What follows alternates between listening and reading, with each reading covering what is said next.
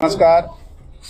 मागच्या काही दिवसामध्ये पुणे ग्रामीण पोलीस दलातर्फे काही गुन्हे डिटेक्ट करण्यात आलेले आहे. त्याबाबत आपल्याला माहिती अवगत करतोय. सर्वप्रथम मंचर या ठिकाणी 29 ते 30 मार्चची रात्री एक 62 वर्षाचे व्यक्तीचा रॉबरी करत असताना अनोळखी चोरट्याने डोक्यात लोखंडी रॉड मारून त्याचा वध केला. आणि त्याचे नंतर एक दिवसानंतर ज्यावेळी आमच्याकडे माहिती मिळाली तर मंचर पोलीस स्टेशनला 103 BNS प्रमाणे गुन्हा दाखल करण्यात आला आणि तात्काळ आम्ही 5 वेगवेगळ्या टीम फॉर्म करून ते फील्डमध्ये पाठवल्या. त्या ठिकाणी वरिष्ठ अधिकाऱ्याने बस रिपीट करतो मग आपण रिपीट करू दे का? रिपीट ठीक आहे. हो. नमस्कार. मागच्या काही दिवसामध्ये पुणे ग्रामीण पोलीस दलातर्फे काही गुन्हे उघडकीस आणले आहे. मंचर पोलीस स्टेशनची हद्दीमध्ये एक खुनाचा प्रकरण उघडकीस आणला आहे. या घटनेमध्ये 29-30 मार्चची रात्री अनोळखी इसमाने एक 62 वर्षाचे व्यक्ती दामोदर जयराम मिंडे याचे डोक्यात रॉड आणि दगड मारून त्याचा खून केला. त्याचा जे हेतू होता ते त्याच्या घरी रॉबरी करण्याचा होता आणि जाताना ते त्याची सोन्याची अंगठी, काही कॅश आणि मोबाईल सोबत घेऊन गेले. ह्या गुन्ह्याचा तपास करण्यासाठी, आरोपी शोधण्यासाठी 5 वेगवेगळ्या टीम्स तयार करून फील्डमध्ये पाठवण्यात आल्या होत्या. ते सलग दिवस रात 5 दिवस टीम्स कार्यरत होत्या. शेवटला त्यांनी तकनिकी आणि गोपनीय यंत्रणाचा वापर करून हे जे गुन्हेगार आहे ते निष्पन्न केले. त्यामध्ये कबीर उंबऱ्या काळे नावाचा 24 वर्षाचा राहणार पुणेवाडी, तालुका पारनेर, जिल्हा अहिल्यानगर हा आरोपी आहे. त्याचे बरोबर एक विधी संघर्ष बालक सुद्धा होता. त्याला पण ताब्यात घेऊन त्याचे कायद्याप्रमाणे पुढील कारवाई करण्यात आलेली आहे. हा जो व्यक्ती आहे, आरोपी आहे, त्याचे विरुद्ध 9 गंभीर गुन्हे वेगवेगळे जिल्ह्यात दाखल आहे. यामध्ये पुणे जिल्ह्यात ओतूर, आळेफाटा, गोडेगाव, मंचर, नाशिक जिल्ह्यात दिंडोरी पोलीस स्टेशन, अहिल्यानगर जिल्ह्यात बेलवंडी, पारनेर आणि अहिल्यानगर तालुका पोस्टे या ठिकाणी गुन्हे दाखल आहात. यामध्ये पुढील जे रिकव्हरी आहे आणि तपास आहे ते चालू आहे. त्याचबरोबर खेड पोलीस स्टेशनची हद्दीमध्ये असाही एक गंभीर खुनाचा प्रकरण समोर आला. या ठिकाणी धनंजय मारुती घेवडे 33 वर्षाचा इसम आहे, राक्षेवाडीचा राहणारा, त्याचा अनोळखी इसमाने खून केल्याचा प्रकरण समोर आला होता. यामध्ये तकनिकी आणि गोपनीय यंत्रणाचा वापर करून आमच्या टीमने सलग 10 दिवस तपास केला आणि शेवटला टीमला यश मिळाला. त्यामध्ये ललित दीपक खोलम हा राहणारा शिरोळी, तालुका खेड, त्याच्याबरोबर नंदलाल दिलीप होळे, वयवर्ष 31 वर्षे आणि हा राहणारा आहे कारेगाव, निलेश कैलाश सणस 35 वर्षे कारेगाव. हा तिघांनी कट रचून हा व्यक्तीचा खून केला होता. ह्याच्यात विशेष असा की जो ललित खोलम आहे हा रेकॉर्डवरचा गुन्हेगार आहे. त्याचे विरुद्ध अद्यापर्यंत सातारा, पिंपरी चिंचवड, पुणे शहर आणि पुणे ग्रामीण हा 4 घटकाचे मिळून एकूण 35 गुन्हे दाखल होते आणि हा फरार होता. तर त्यामध्ये ह्या जे पर्टिक्युलर गुन्हा मध्ये त्याला अटक केला आहे त्याचे बरोबर अजून 2 जे खूनचे गुन्हे आहेत त्याचे उघडकीस आणले आहे आणि त्याचा आता तो सध्या कोठडीमध्ये आहे. पुढील तपास चालू आहे. हो, त्याच्यात स्टोरी अशी आहे की तो त्याचे कोणतरी एका नातेवाईक लेडी होती, ते त्याला त्यांनी सोबत इथे आणला होता खेडमध्ये जिथे तो राहत होता आणि त्यांचे मुलाला अगोदर त्यांनी ठाणे जिल्ह्यात किडनॅप करून त्याचा मर्डर केला होता आणि नंतर याचे बरोबर तो राहत होता त्या लेडीचा सुद्धा त्यांनी मर्डर केला होता. ते त्याचे बरोबर वैयक्तिक कारण होते आणि या गुन्ह्यामध्ये सुद्धा वैयक्तिक कारणामुळे त्यांचा आपसात वाद होता म्हणून त्यांनी मर्डर केला होता. तसाच मागच्या एका आठवड्यामध्ये अवैध अग्निशस्त्रे हे जिल्ह्यात वापरून जे काही मागच्या काळात गुन्हे घडलेले आहे ते पुढे घडू नये म्हणून एक विशेष मोहीम राबवून सध्यापर्यंत 6 पिस्टल, 6 जिवंत राऊंड आणि 12 तलवारी असा जप्त करण्यात आलेला आहे.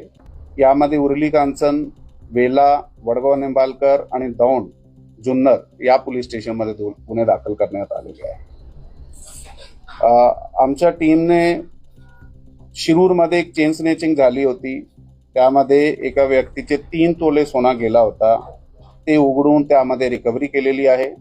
त्यामध्ये 2 आरोपी अनिल मस्के वय वर्ष 33 वर्षे राहणार चिखली पिंपरी चिंचवड, अभिजित सुभाष रॉय वय वर्ष 26 वर्ष राहणार चिखली पिंपरी चिंचवड याला अटक करून त्याच्याकडून सोन्याची रिकव्हरी केलेली आहे. अजून एक गुन्हा शिरूर पोलीस स्टेशनच्या चेन चोरीच्या, चेन स्नॅचिंगच्या 1.5 तोळ्याचा जे होता त्याच्यात सुद्धा निष्पन्न करून रिकव्हरी करण्यात आलेली आहे. वेला पोलीस स्टेशनची हद्दीमध्ये तसाच सोन्याचा रॉबरीचा प्रकार घडला होता. जबरी चोरीमध्ये 3.25 तोळे सोना गेला होता. त्याच्यात अभिषेक कुटवड राहणार कात्रज पुणे आणि प्रसाद शिंदे राहणार कात्रज पुणे यांना अटक करून त्याच्याकडून 3.25 तोळे जे सोना होता ते रिकव्हर करण्यात आलेला आहे. यामध्ये जे टीम आहे त्यांनी खूप चांगला काम केलं आहे. पुढाकार यामध्ये जे आमचे इथे पुणे ग्रामीणचे अपर पोलीस अधीक्षक आहात, त्याच्याबरोबर त्या डिव्हिजनचे पोलीस उपअधीक्षक आणि विशेष करून LCBची टीमने स्थानिक पोलीस स्टेशनच्या टीम्स बरोबर मिळून काम करून ही विशेष कामगिरी केली आहे. त्यामध्ये जे ऑफिसर्स आहे, API शेलार आहे, त्याच्याबरोबर सावंत आहे, सावंत बरोबर आपले गावडे साहेब आहे. पूर्ण टीमने आणि पोलीस स्टेशनच्या टीमने चांगल्या प्रकारे काम केलं. त्या टीमचा खूप खूप अभिनंदन आहे. थँक्यू. जय हिंद, जय महाराष्ट्र. आरोपी है 35 अपराध ये कब से फरार और कितने अपराध में? आता हा आरोपी जे आहे अगोदर जेलमध्ये होता. त्याच्या विरुद्ध वेगवेगळे जिल्ह्यात जसं मी आपल्याला सांगितलेलं आहे आणि प्रेस नोटमध्ये सुद्धा आम्ही डिटेल्स दिलेले आहात, गुन्हे दाखल होते आणि ते वेगवेगळे गुन्ह्यामध्ये अटक सुद्धा झाला होता आणि बेल पण आला होता. आता हे सध्या बेलवर होता. बेलवर आल्यानंतर त्यांनी हे मर्डर केले. वेगवेगळ्या आरोपींनी आतापर्यंत या कालावधीमध्ये 6 गावठी पिस्टल, 12 दिलं. हे 2 व्यक्ती खून झालेले आहेत. जन्मताचा मूळ आंबेगावचा आहे आणि थोरगडचा आहे. तपास अतिशय गतीने गेला, त्यामुळे टीमचं अभिनंदन. पण आम्हाला हे अपेक्षित आहे की दामोदर मिंडे जो 65 वर्षाचा आहे आणि दरोडेखोर त्यांना ऐवज मिळाला होता, त्यात नेमका त्यांच्यात काय संवाद झाला, काय तपास आलं का पुढं, एवढं त्यांनी टोकाचं पाऊल का उचललं दरोडेखोरांनी? तर दरोडेखोराने हे जे ह्याच्यात मयत आहे त्याचा घर गावाचे बाहेर आहे.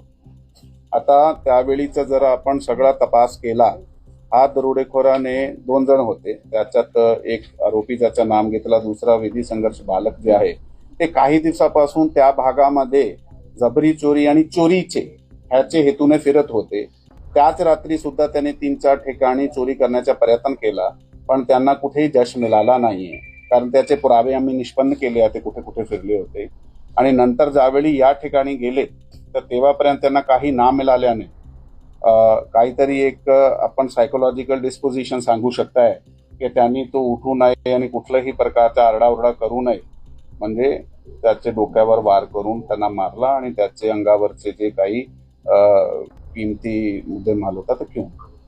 त्याला दुसरं एक आहे, यातून हे करता पण एक पुणे जिल्ह्यामध्ये ज्वलंत प्रश्न निर्माण झाला आहे की गावोगावी रोहित जे डीपी म्हणतो आपण त्या, ते तांब्याच्या चोरीचं एवढं प्रमाण वाढते. बरोबर. चोरी झाल्यानंतर परिणाम काय होतो, ते MSCBला 1 महिना लागतो. बरोबर आहे. त्यामुळे एका रोहित्रावर कमीत कमी 40-50 शेतकऱ्यांची शेती अवलंबून आहे. बरोबर. त्यांना मिळत नाही. तर त्या दृष्टीने काही वेगळं, जसं आता तुम्ही गुन्हा अन्वेषण चांगले काम केलं, त्या दृष्टीने काही आपले उपाययोजना आहेत का? हो, त्याबाबत मी सांगतो की 15 दिवस झाले आपण आळेफाटा पोलीस स्टेशनची हद्दीमध्ये एक गुन्हा उघडकीस आणला होता डीपी चोरीचा. आणि त्या गुन्ह्यामध्ये आपल्याला एकूण पुणे जिल्ह्याचे 23 गुन्हे उघडकीस आणले. ज्यामध्ये आळेफाटा आहे, जुन्नर आहे, मंचर आहे, शिरूर आहे, खेड आहे. हा बेल्टचे जेवढे पीपी चोरी मागच्या काही 6 महिन्यामध्ये झालेले आहे 23 गुन्हे आपण डिटेक्ट केले आहे. त्याच्यात जवळपास 150 किलो तांबा जे आहे ते सुद्धा आपण जप्त केलं आहे. 5 आरोपी त्यामध्ये अटक करण्यात आलेले आहे. त्याचा जे पूर्ण रेकॉर्ड आहे त्याचा आता पुढील तपास सध्या पण ते पोलीस कस्टडीमध्येच आहात आमच्याकडे. ही जी वाढती गुन्हेगारी आहे या क्षेत्रामध्ये तर पोलीस प्रशासनाचं व्यस्त वाढवण्याचं काही नियोजन आहे का? हो, आता कसं आहे की ऑलरेडी पेट्रोलिंग तर केली जाते, पण त्या दिशेने आता जिल्ह्यात जे हॉटस्पॉट आहे गुन्ह्याचे काय आहे त्या हॉटस्पॉटची मॅपिंग करून जास्त प्रभावीपणे पेट्रोलिंग करण्याचं नियोजन आमचं चालू आहे. तर काल फडणवीसांनी आंदोलन मोर्चा काढला होता, तुम्ही त्यांना अडवलं देखील होता. त्यांच्या काय मागण्या होत्या आणि तुम्ही कोणत्या मागण्या मान्य केल्या? पण त्याबाबत काल आपल्याला माहिती देण्यात आलेली आहे. त्याच्यात आपल्याला माहित आहे की ते गुन्हा दाखल झाला होता ज्यामध्ये एक प्रकरण काहीतरी बेबरी अक्षरवाडी गावाच्या परिसरात घडला होता. त्याच्यानंतरचे पुढे हे सगळं ऍक्शन रिएक्शन झालेले आहे आणि त्यांचं जे काही म्हणणं आहे ते त्या ठिकाणी सीसीटीव्ही लावणे आणि त्या ठिकाणी पेट्रोलिंग वाढवणे आणि जे काही तक्रारी अर्ज आमच्याकडे आलं तर त्याच्यावर कायदेशीर कारवाई करण्यासाठी त्याच्यावर आम्ही कायदेशीर कारवाई करीत आहोत.